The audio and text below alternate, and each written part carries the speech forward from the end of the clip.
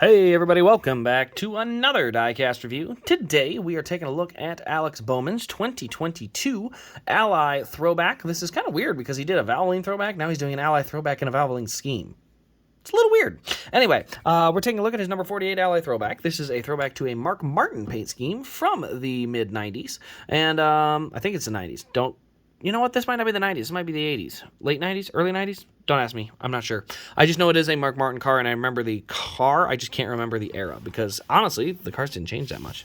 Anyway, let's start with our box. So the cool thing is, for the Darlington Throwback Weekend, we do get special sleeves again. So we have our standard Elite box. Nothing changes really there. One of 148, and then everything like that. And then we have this sleeve, which we just slide. There we go. Slide like that. And then, actually, I'm going to slide it forward so that the little notch goes in where it's supposed to. Come on. Oh, for crying out loud, will you just go in? There it goes.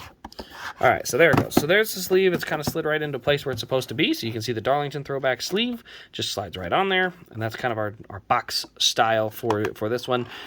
Don't worry, guys. Thank goodness we will be done with this goofy box style by next year. So that'll be nice. Now, it is not a race win, so there's no race win card, no race win sticker, nothing like that.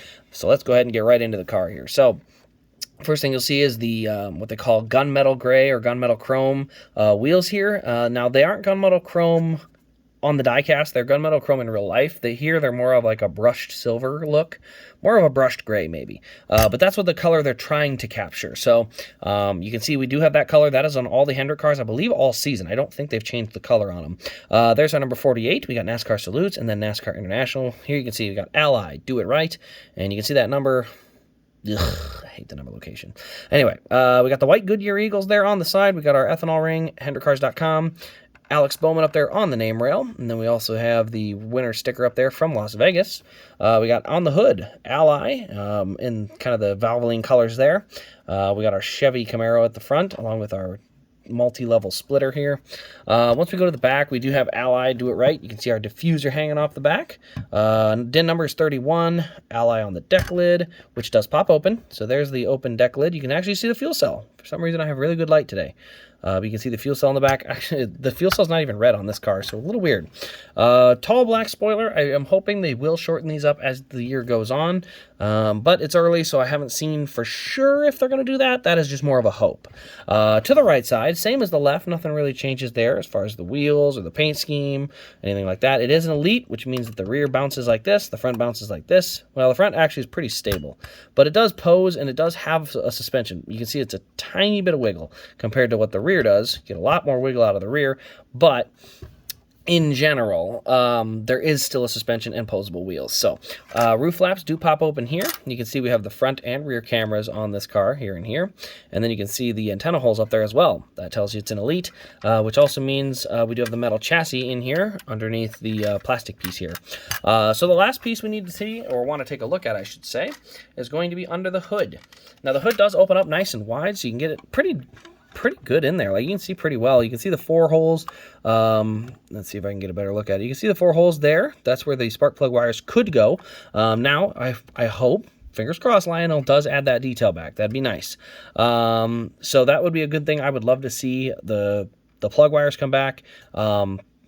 Stuff like that would be really cool, but, you know, we'll take what we can get. I mean, if they're going to increase the prices, can they at least add some detail back? I can at least live with it if they can do that, but we'll see. But otherwise, yeah, we have all the air boxes, air vents, and then the valve covers. It is unfortunately what the car looks like. It's just unfortunately because of the diffuser and all these pieces, it really does lack the detail in the engine bay and underneath.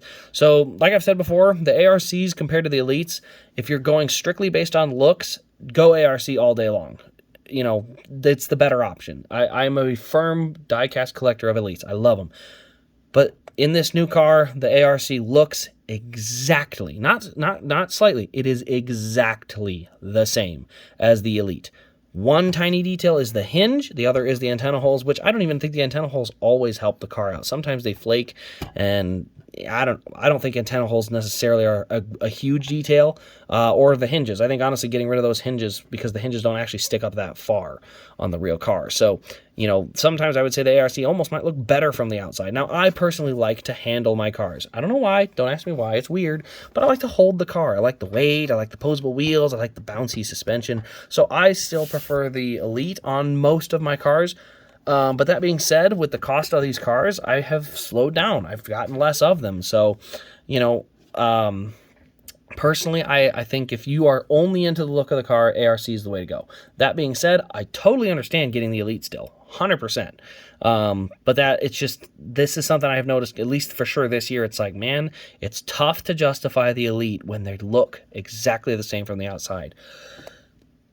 That's just my opinion, but as I said, I like having posable wheels, which the ARC does too, but it doesn't have the bouncy rear suspension, you know, bouncy.